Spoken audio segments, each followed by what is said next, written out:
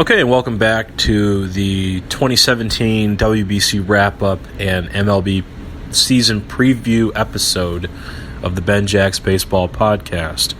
This is your host, Ben Jacks, and in the first segment, we covered the recap of the 2017 World Baseball Classic, where the United States was victorious, beating the Puerto Rican team in the title game, talking about how far the tournament has come from its somewhat humble beginnings, as humble as it can get in the 21st century, I guess, and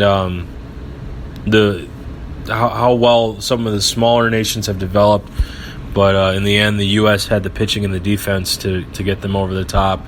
And then we also briefly discussed the budding rivalry that is starting to emerge between the Americans and the Puerto Ricans in this tournament. So look forward to seeing what happens the next time they do this.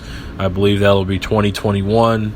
But like I said, I'd like to see them bring it along sooner because it was an immensely popular tournament this year. So very successful for Major League Baseball and the World Baseball Classic. So with that, let's go ahead and jump into the real reason why I know most of you are listening to this particular episode.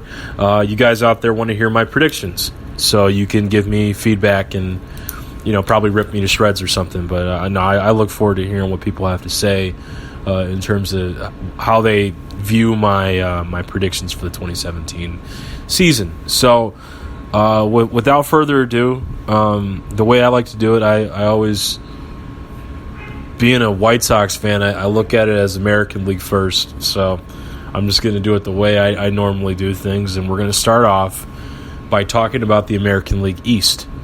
So with the AL East last year, they had 3 teams make the postseason. There's a ton of talent in this division. The Red Sox ended up winning it with the amount of young players that they have. They had a really good mix of young guys and vets last year, but they didn't have the pitching to get past the Cleveland Indians in the division series, so they were swept. Rick Porcello was not very effective in his start, and then David Price was awful, I thought, in his start. And then I think they threw did they throw Clay Buchholz in Game 3? It was something that, as soon as I think they announced the pitching matchup for Game 3, and keep in mind, this is without Danny Salazar or Carlos Carrasco pitching for Cleveland. I just felt like the series was over, and it was. They got swept in 3 games. So with that being the case, the Red Sox front office, Dave Dombrowski and them, they felt like they had a good enough lineup in place, even with David Ortiz retiring, and they felt like they needed to make a move to acquire another big arm to really solidify their rotation for hopefully a deep run in October. And they made the trade for Chris Sale from my beloved White Sox.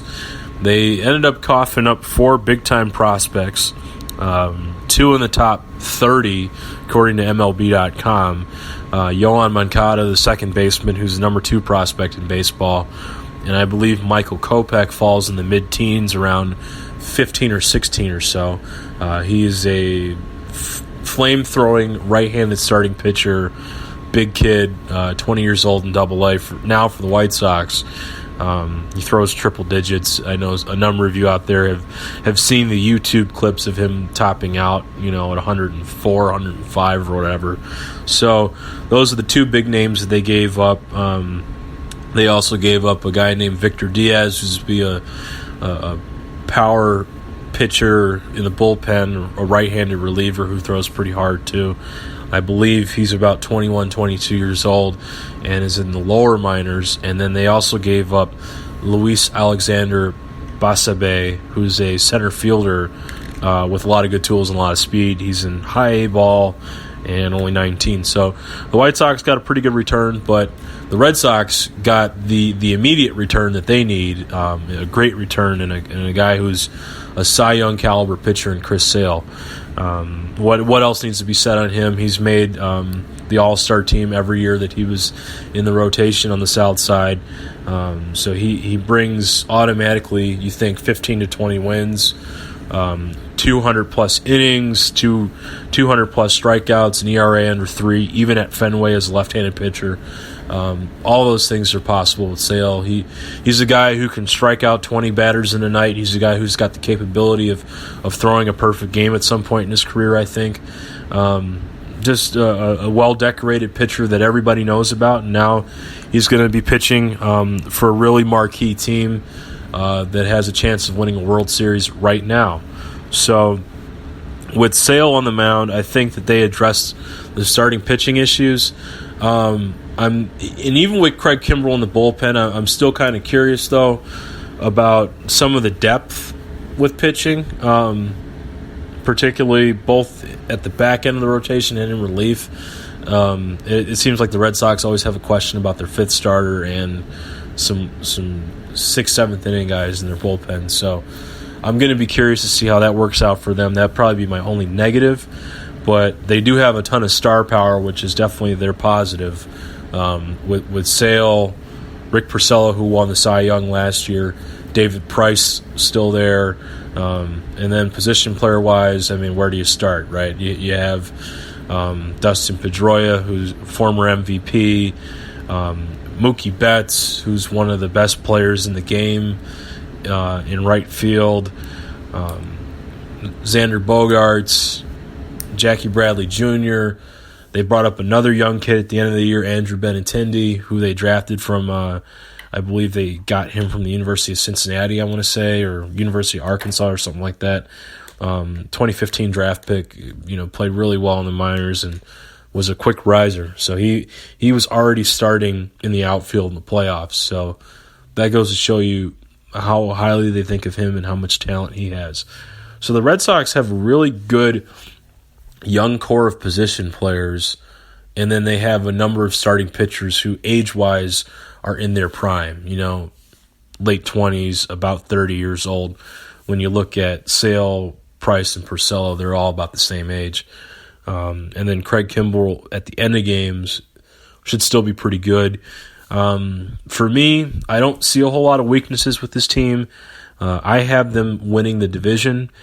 And, with about 95 wins or so, I think they're just about as good as they were last year, regular season-wise, but then we'll see what happens when they get into October.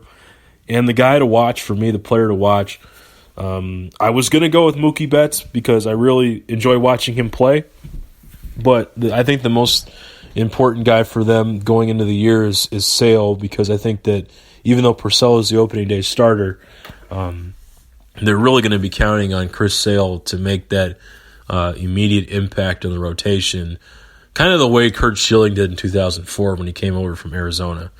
So I think that's going to be very important for the Red Sox to have Chris Sale get acclimated as soon as possible to pitching in the AL East and pitching at Fenway, and then taking it from there and hoping that he can really take the reins as a 1A, 1B ace for this team. I mean, I don't know if they consider Porcello to be the 1B guy, but this is going to be important for the Red Sox for him to get off to a good start. So that's kind of where I see the Red Sox. I see them winning the division.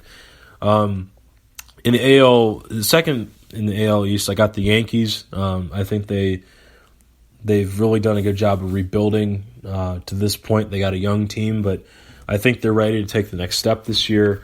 With them finishing in second, I got them, getting one of the wild card spots. Young team that has a lot of good position player talent. I like Aaron Judge in the outfield, Greg Bird at first, Gary Sanchez, of course, behind the plate. Showed a lot of promise last year, had a great rookie year.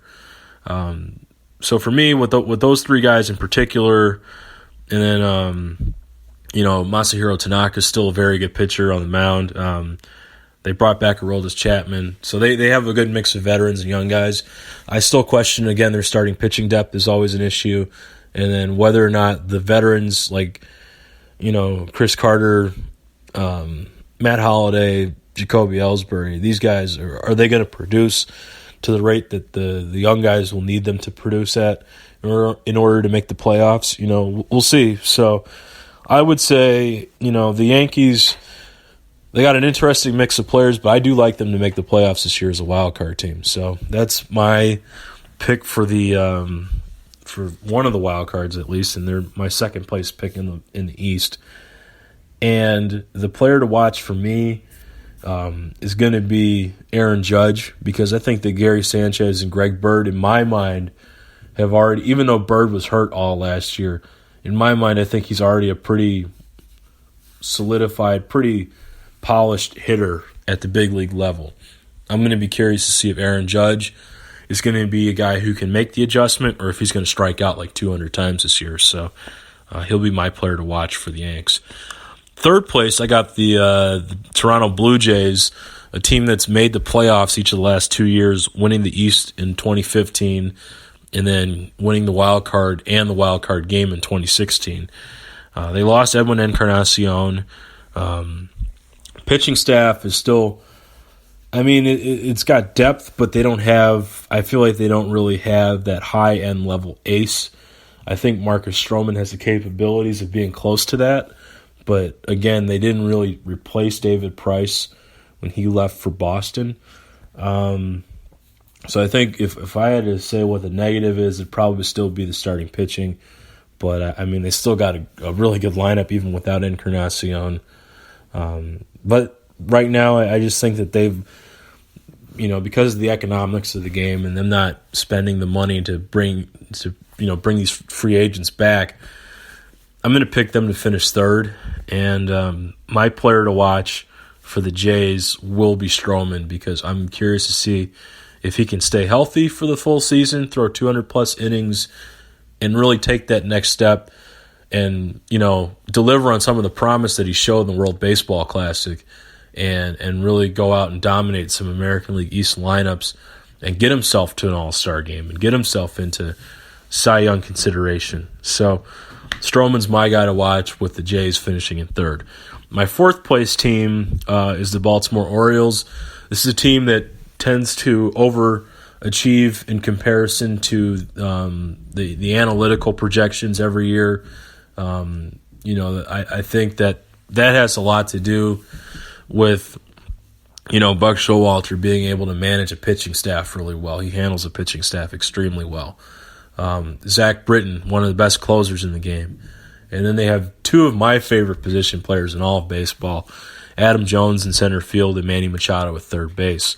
So this is a team that has a good amount of talent, but the AL East is tough every year, and I don't think that they'll be able to, as great of a manager as Showalter is and as good as their lineup is every year, I don't think that they'll be able to have the magic they're not going to be able to recreate that magic to get back to the playoffs this year, because I don't think their starting pitching is good enough.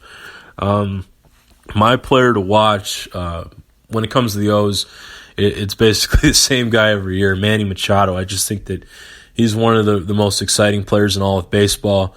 He's got an incredible skill set, a true five-tool player, because he does hit above 300 pretty much. He's a 300 hitter. It's almost a guarantee. 30 home run caliber guy, 100 RBIs, plays gold glove caliber defense at third base. Great athlete, and just plays really hard every day. It sounds that simple, but he's a lot of fun to watch. So that he'll be my guy to watch on the fourth place Orioles. And then just to kind of wrap things up here in the East, I'm going to pick the Rays to finish dead last. I don't think this team hits well enough to really compete with the other teams in the division. But they do play really good defense, I will say that much. But also I think that, again, this is a team that's missing star power at the top of the rotation too, mainly because of financial constraints. The guy to watch for me is the man who just received a big contract extension in center field, Kevin Kiermaier. I love watching him play defense. He's the best defensive center fielder in all of baseball. Brian Kenny on MLB Network compared him to Paul Blair from the Orioles in the 70s, so that's quite a comparison. But Kiermaier is my guy to watch. Great defensive player, great arm in center. But I got the Rays finishing fifth in the East. And we'll be right back with my predictions on the AL Central.